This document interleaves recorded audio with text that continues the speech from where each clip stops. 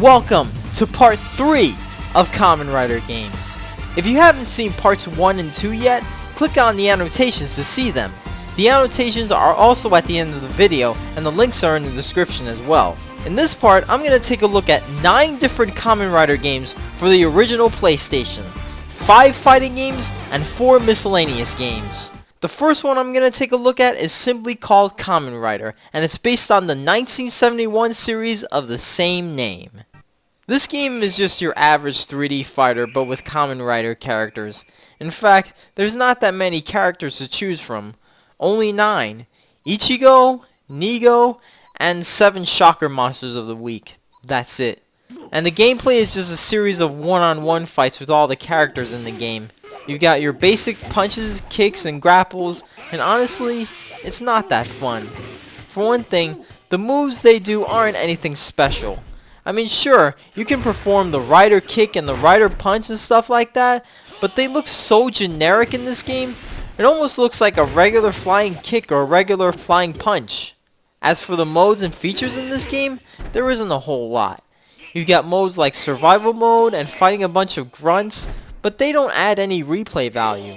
Oh, and you can unlock cards. Yeah. The graphics are pretty good for a 1998 PS1 game.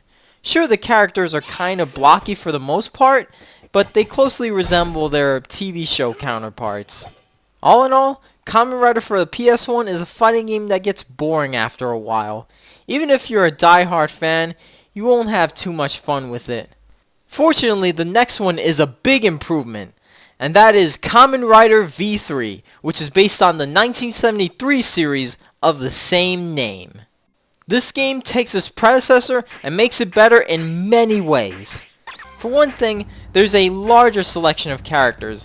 Not only can you play as V3, but also Ichigo, Nigo, Riderman, and several Destron Kaijins. And the gameplay is much faster, more fluid, and the special moves like the Rider kick and V3 kick actually resemble their TV show counterparts. Also, the grappling system has improved. Now you can perform different counters by pressing a certain command. The graphics have improved as well. The characters are no longer blocky, and they look almost identical to their TV show counterparts. And a new feature this game has is a story mode, and there's 3 different story modes: V3 story, Riderman story, and Ichigo and Nigo story. And in these story modes, the cutscenes are just awesome. So awesome, in fact, that you get to see the riders do their henshin pose. Now, is that badass or what? And all the other modes from its predecessor are here as well, including unlocking cards. All in all, Kamen Rider V3 is a solid sequel, and I highly recommend playing it. And now, we enter the Heisei era.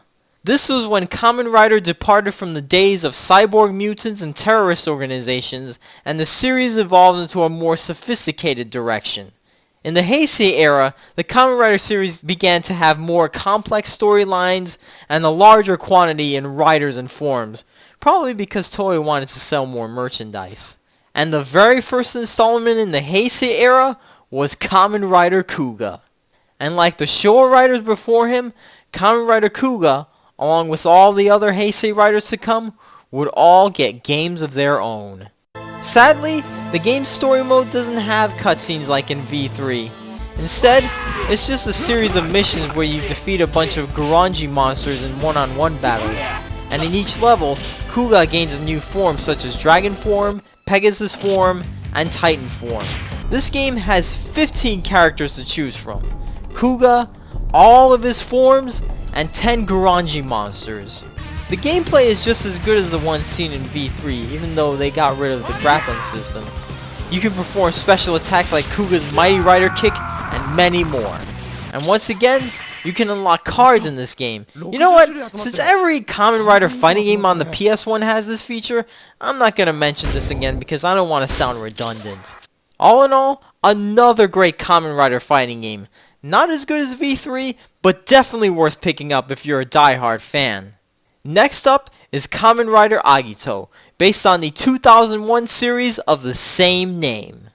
This one is arguably the best of all the PS1 Kamen Rider games. In this game, you have 3 different story modes: Agito mode, Guilds mode, and G3 mode. In each mode, you play as the respective riders and fight lords in a series of one-on-one fights. But what makes this game so great is the gameplay. Playing as Agito and especially Guilds makes this game so much more fun. The combos they perform are just amazing. I mean, just look at all the punches and kicks Guilds does. And Agito's rider kick is simply badass. All in all, Kamen Rider Agito is the best Kamen Rider game on PS1 next to V3. And it's a game I highly recommend. Now, we take a look at the last Kamen Rider game on the PS1, Kamen Rider Ryuki, based on the 2002 series of the same name. And by the way, Kamen Rider Ryuki was adapted in America as Kamen Rider Dragon Knight, which came out 7 years later. In this game, you play as all 13 riders along with several advent beasts: Ryuki, Knight, Scissors, Zolda, Raya, Guy, Oja, Fem, Ryuga, Tiger, Verde, Emperor, and Odin. However, the playable advent beasts are pretty much useless, and I'll explain why later. The gameplay is a little different from its predecessors. In order to perform special moves and attacks, you have to select cards like Sword Vent, Strike Vent, Advent, and Final Vent, which is your finisher. However, you can only use 1 card per round. This is good because it adds a little strategy and prevents both opponents from spamming attacks and stuff like that. That being said, this is why the playable Advent Beasts are rendered useless.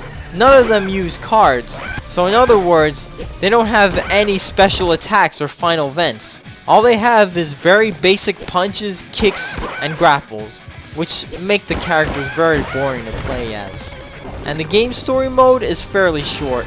All you do is play as Ryuki in a series of missions where you have to use a specific advent card. That's it.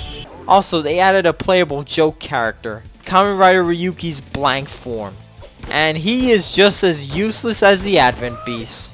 All in all, another good Kamen Rider fighting game. Not as good as Agito, but you'll definitely enjoy this if you're a die-hard fan. So that's it for all the Kamen Rider fighting games. Now we're going to take a look at the non-fighting games, starting with Kamen Rider, the bike race. In this game, you play as any of the Showa riders along with Kuuga and Agito in a motorcycle racing game. And it's just a bare bones racing game. All you do is race to the finish, practice, and defeat grunts in a road rash-like game mode. Yeah, this game kinda sucks. But the next one is actually pretty fun. And this one is actually for younger children like the Sega Pico games. The next one is called Kid Station, Kamen Rider Heroes. This game is a series of mini-games such as one-on-one fights, using a ride shooter while pressing the correct button to fill your gauge, jumping on platforms, and other fun stuff. Compared to the Agito and Kuuga game on the Pico, this one is actually a lot better and a lot more fun. Also, when you finish a one-on-one battle, the game goes to a cutscene to show the respective rider's finisher, and these cutscenes are straight from the shows. All in all, for a game targeted to kindergartners, it's not bad at all. And I'm sure you die-hard Kamen Rider fans will at least enjoy it somewhat. Now there are 2 more Kamen Rider games, Jissen Pachi-Slot Hisshouhou, Single Kamen Rider and Gallop, and Jissen Pachi-Slot Hisshouhou, Single Kamen Rider V3. Sadly, I cannot review those because I could not find the ROMs nor the actual copies of the disc anywhere. But I think I have an idea what those games are. Basically, they're casino/slot machine games with Kamen Rider themes. So I guess those games aren't much of a loss. Oh well. So that's it for part 3 of Kamen Rider games. The 4th and final part will be coming soon, and I will review all the Kamen Rider games for the PlayStation 2. Well, except for one. Why? That's for me to know and for you to find out. I'm Allie-RX, and I tell it like it is.